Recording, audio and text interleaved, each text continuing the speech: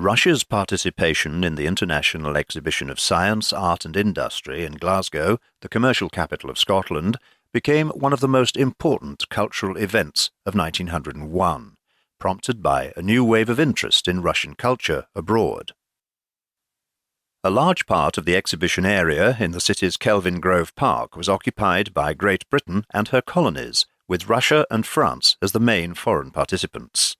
Although such progressive countries as Germany and the USA did not officially take part in the exhibition, representatives from Austria, Denmark, Morocco, Persia, and the British colonies of India, Ceylon, Rhodesia, Canada, and Australia flocked to Glasgow. The decision to hold an international exhibition in Glasgow was taken in 1897. In 1901, an exposition area of 44,000 square metres was set up on the slopes of Gilmore Hill.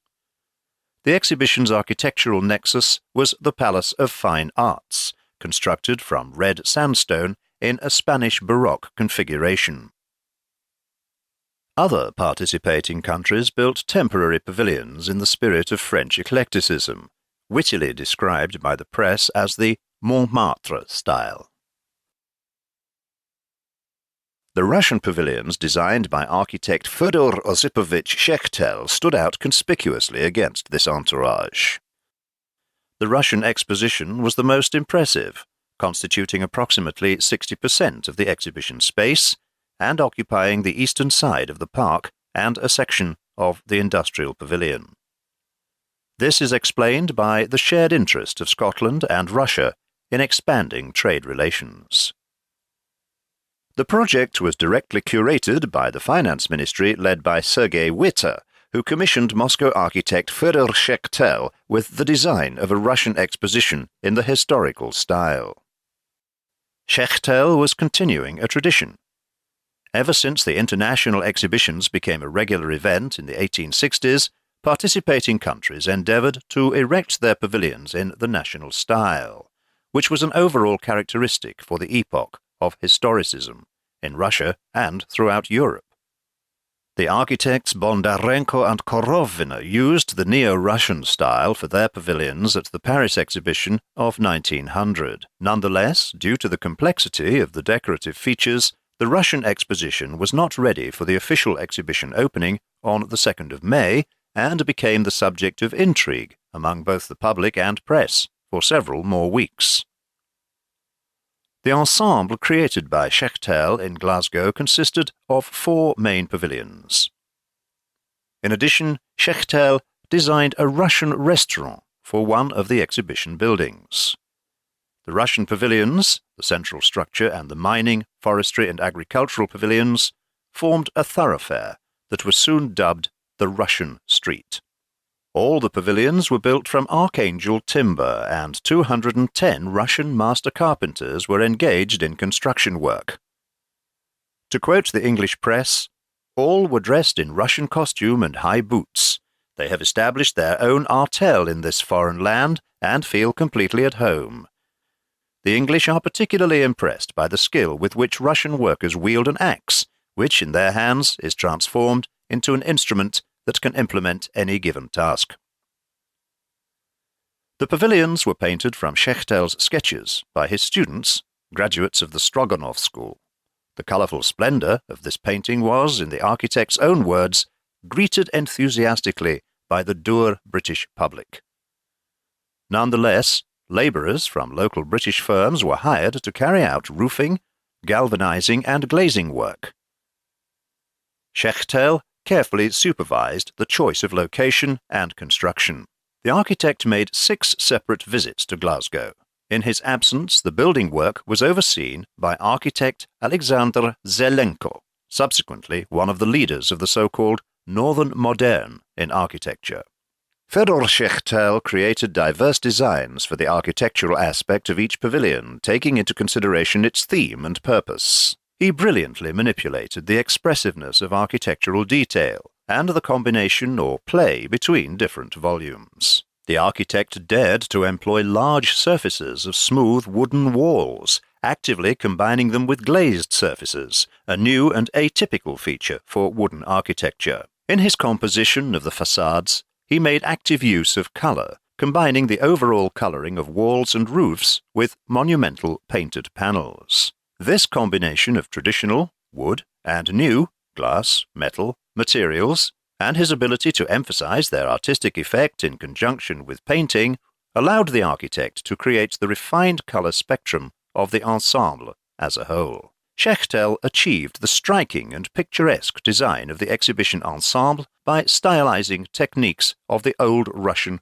terem, tower chamber, and also church architecture. The complex composition of the multi-component volumes in each of the pavilions is underlined by the varied forms of the roofing. The picturesque silhouette of their upper pinnacles and the diversity of shapes, including horses, eagles, spires, and kokoshniks, all executed by applying the technique for perforated cut-out wood carving to gilded zinc, gave the ensemble a whimsical fairy tale appearance.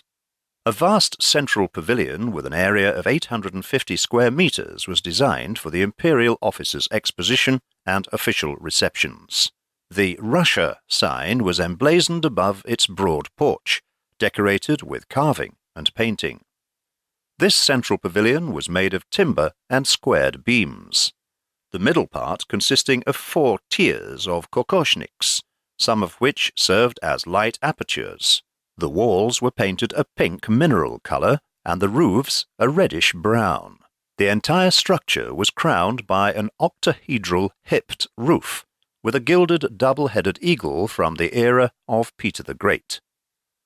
Further plasticity was given to the building by the addition of a corner porch with a tent roof. The central pavilion was the only one of Schechtel's exhibition projects with a direct and recognizable prototype. The distinctive pyramidal silhouette evoked the shape of one of the most remarkable monuments of old Russian church architecture, the Church of the Transfiguration, on Kizhi Island. An exhibition of Russian precious stones and wooden handicrafts, including screens, cupboards, chests, and small art forms, was displayed inside the pavilion. Opposite the central pavilion, across the street, stood the mining pavilion, whose restrained style was reminiscent of the different forms of churches, bell towers, and watchtowers in the Archangel region.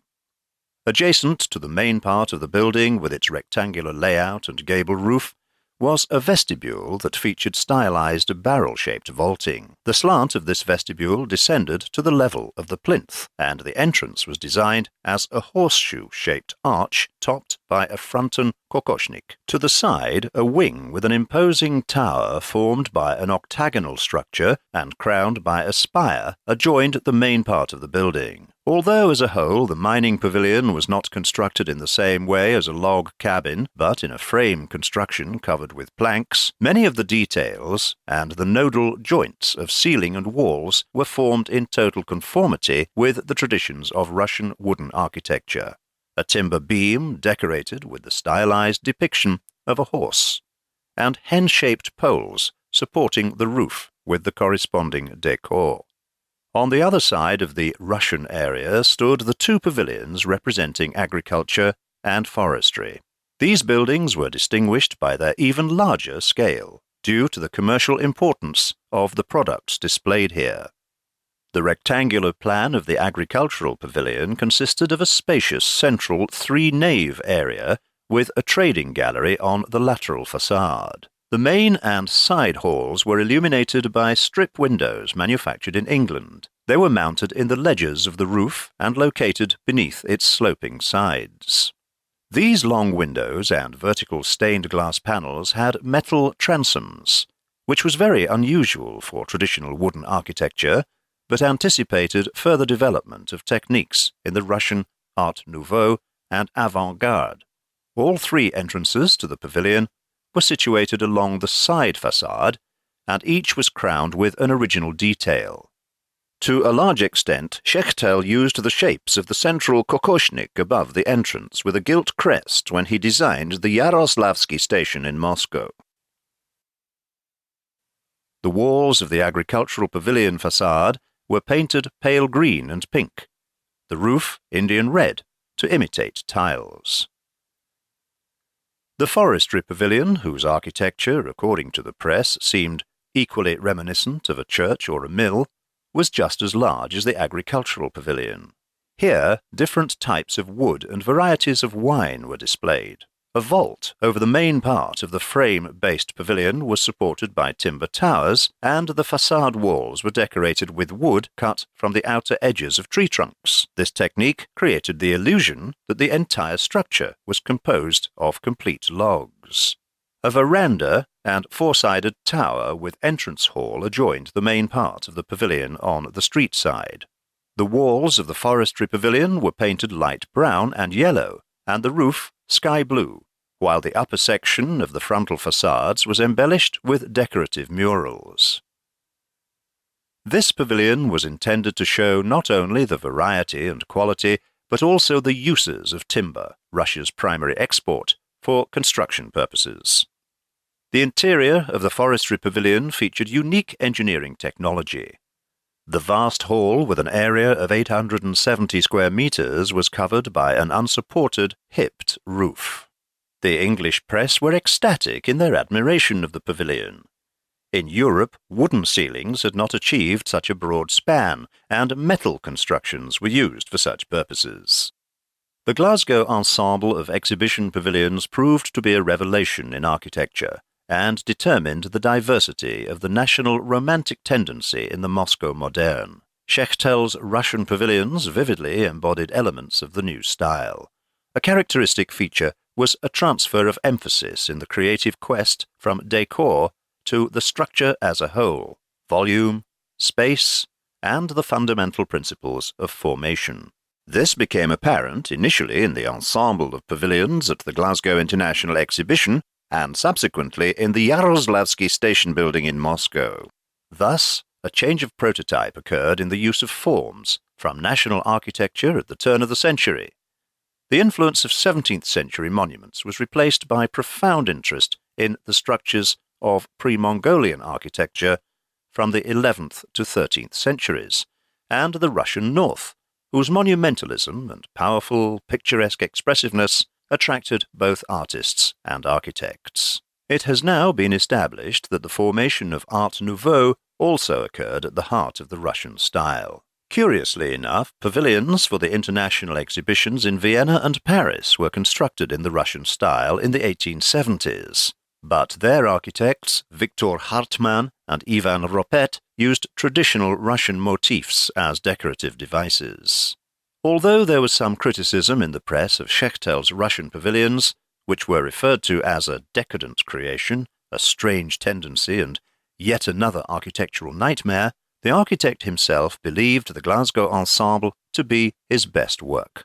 These structures, in which I tried to give the severity and graceful proportion of northern buildings to the Russian style, are dearer to me than all my other works. They are my own heraldic device.